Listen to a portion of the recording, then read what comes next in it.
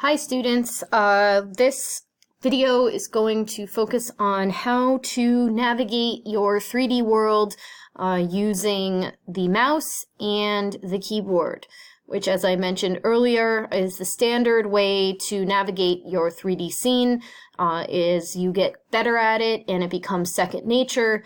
It will make you a faster modeler, and you'll be able to not only build scenes in 3D but navigate around them as you set up your objects and put things where you want them to be. So we have our four viewports here, and it's very tempting for newbies in 3D Studio Max. We're a very left-click oriented computer user world, right? Our instinct is to click with the left mouse button on things and expect things to happen. If you click around, you'll notice not much of anything happens, except that whatever the viewport is that you click, it appears to highlight the viewport and make it the viewport that you're focused on. Great. So what happens if we right-click on a viewport? Oh, look, the same thing. So our first right-click into a viewport, whether it's on the teapot or not, it does the same thing as left-clicking in the viewport. So what if we right-click in any of these and we've highlighted? What happens if we right-click a second time? I don't know. Let's try it. Now we get a typical right-click menu, and there's all sorts of stuff in here that we're not going to worry about right now. But just so you know, the first time you click into a viewport, you highlight it, and if you right-click in a highlighted viewport, then you get a traditional right-click menu of options. Okay?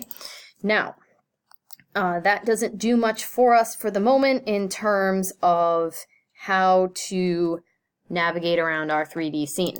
So let's switch back to our single viewport workspace, and we do that again by coming back over here and we select that guy there. Oh nice, there goes my computer kind of lagging and stuff being left over. There we go, pretty much gone. Anyways, so if we wanted to see the back of the teapot, sure, we could go up here to the cube and we could hover over the cube and use it. However, there are some other ways we could do this. So draw your attention to your mouse and take a look at the scroll wheel. If you hover over the middle of the teapot with your mouse arrow and then scroll in and out with your scroll wheel, you will see that we zoom in and out of our world. Now, if we move the cursor over to the side and we scroll in and out, we will see that we scroll in and out to a different location in our 3D world. So that can get kind of crazy. It's good to practice that skill. So wherever you place your cursor, you are going to zoom in. So if you want to zoom into the spout, we hover over the spout and we zoom in. If we want to zoom into the middle of the teapot, we hover over the middle. So where the cursor is in your scene, cats just knocked something over. Wherever the cursor is in your scene is where the zoom is going to go to. All right. Now, sometimes it's easy to get out of control when you're doing this. So say you get lost and you're like, what happened? I don't even know. I'm scrolling in and out. I'm moving my mouse wheel. I'm lost. Where'd the teapot go?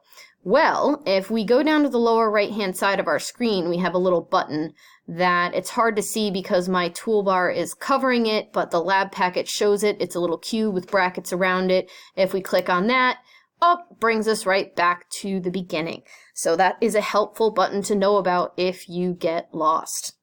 So what else can we do with the mouse? Well, if we click the scroll wheel and drag it rather than rotate it, we can see that our cursor becomes a hand and we actually sort of drag our view around. This is another very powerful tool. So take a moment to practice clicking and dragging as well as scrolling to sort of adjust the view that you see of your 3D object. So we've managed to figure out how to zoom in and out. We have managed to figure out how to move our view back and forth, up and down, etc. But we still haven't figured out how to spin our view so that we can see other angles of the teapot without using this.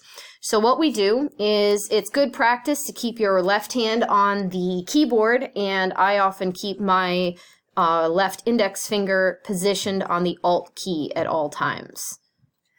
Having your hand on the keyboard and the other hand on the mouse makes you set up to be super quick at taking advantage of the tools at your disposal for navigating your scene.